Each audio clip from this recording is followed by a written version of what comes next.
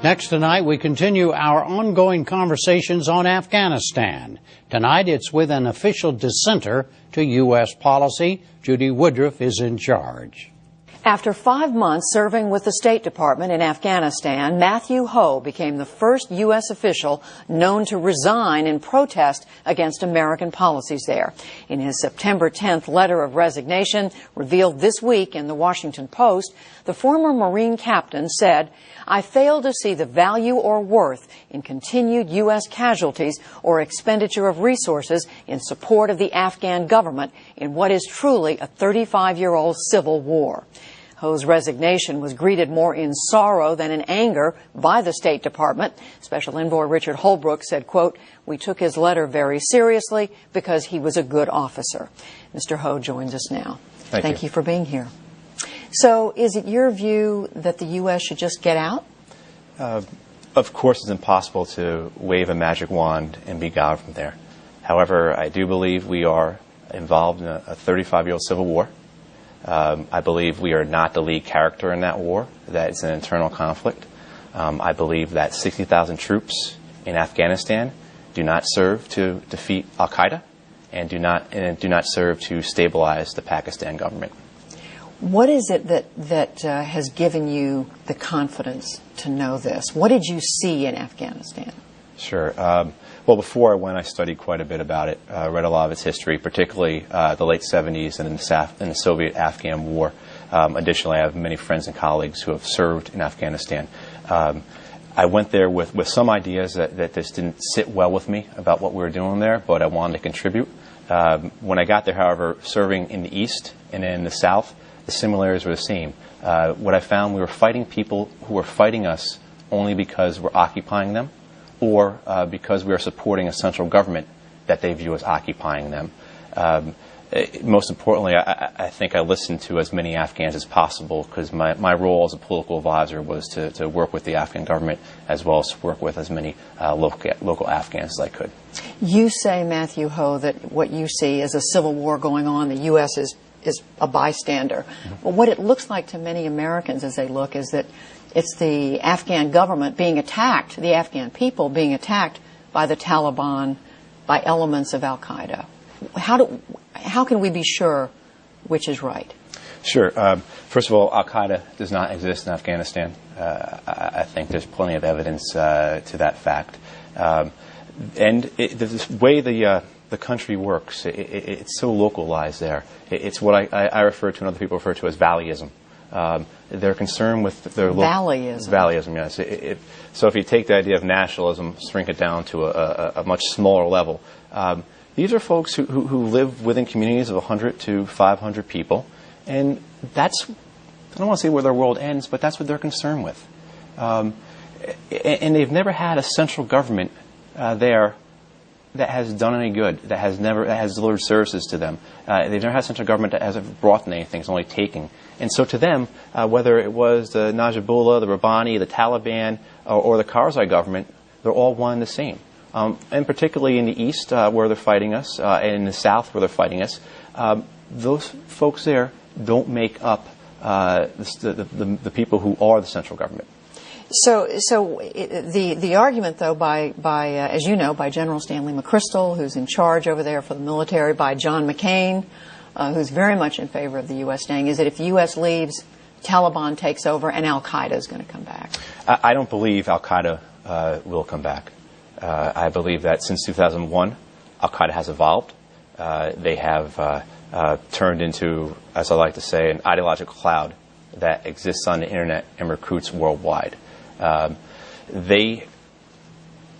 If you look at the attacks al-Qaeda has been successful with over the last 7-8 years, including our attacks on 9/11, they weren't conducted by Afghans or Pakistanis. And a lot of the preparation and training took place in Western Europe or even here in the United States. So I don't think al-Qaeda has any interest in ever tying itself again to a geographical or political boundary. I think they're content to exist as they have evolved, and they are a threat, and they should be our priority. We need to defeat them. But again, 60,000 troops in Afghanistan does not defeat al-Qaeda. What about the Taliban?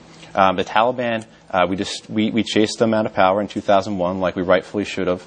However, what you have in Quetta now, I believe, is just the remnants of that. And while the Quetta Shura Taliban, as we refer to them, is a threat, and is a threat to the Karzai government, I don't believe they are a threat to the United States. And furthermore, I don't believe that they would be able to retake Kabul, particularly if we ensure that there is no Pakistani support for them if we left Afghanistan. What do you think would happen, though, if President Obama did give General McChrystal the troops he wants, or a significant increase in the number of troops? I believe it's only going to fuel the insurgency.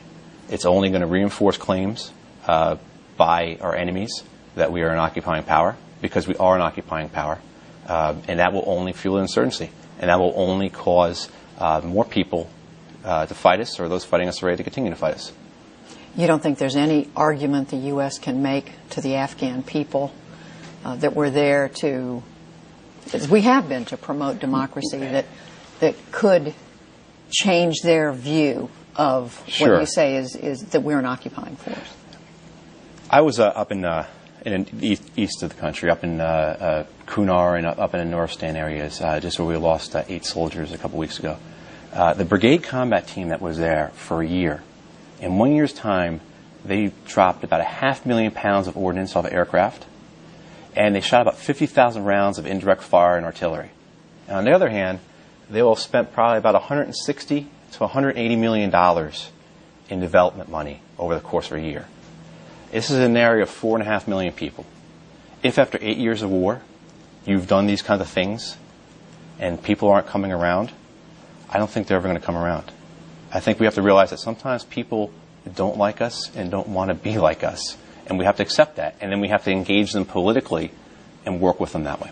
One of the other points you make, Matthew Ho, is about corruption in the Karzai government. Mm-hmm. You were very blunt in writing that Karzai is advised by drug lords, and you went into some detail about that. The other argument, though, on that is that, well, that's just endemic in that culture, mm-hmm. that the U.S. has to be prepared to accept a certain amount of corruption when you're dealing with these people. I think that would be true if we weren't sacrificing our young men and women in support of that regime. The idea that we're losing somebody's son or somebody's husband is dying to support a regime that's profiting off of our aid money is criminal. It's wrong. And furthermore, I know a lot of people speak about the Taliban receiving financing through opium and everything. There are a lot of us who believe that they receive just as much money through our own development money we're spending there. Last thing I want to ask you is, some people have said it all sounds very good, but you were only there in Afghanistan for 5 months. You're relatively young, what, 37? 36. 36 years yeah. old. Who are you to say what the United States should be doing? When there are others who've been there longer, studied it for years and so forth. Sure. I wish people would refute what I'm saying. I've seen that criticism. But I have not seen anyone tell me why it's not a civil war. I've not seen anyone tell me how stabilizing the Afghan government will defeat al-Qaeda. I've not heard anyone tell me how keeping 60,000 troops or 80,000 or 100,000 troops in Afghanistan will stabilize Pakistan. So I haven't heard the answers to those questions. As for the criticisms about my age or if I was there for 5 months, I was there for 5 months. I was in 2 parts of the country. I worked with as many local people as I could, and I listened as much as possible.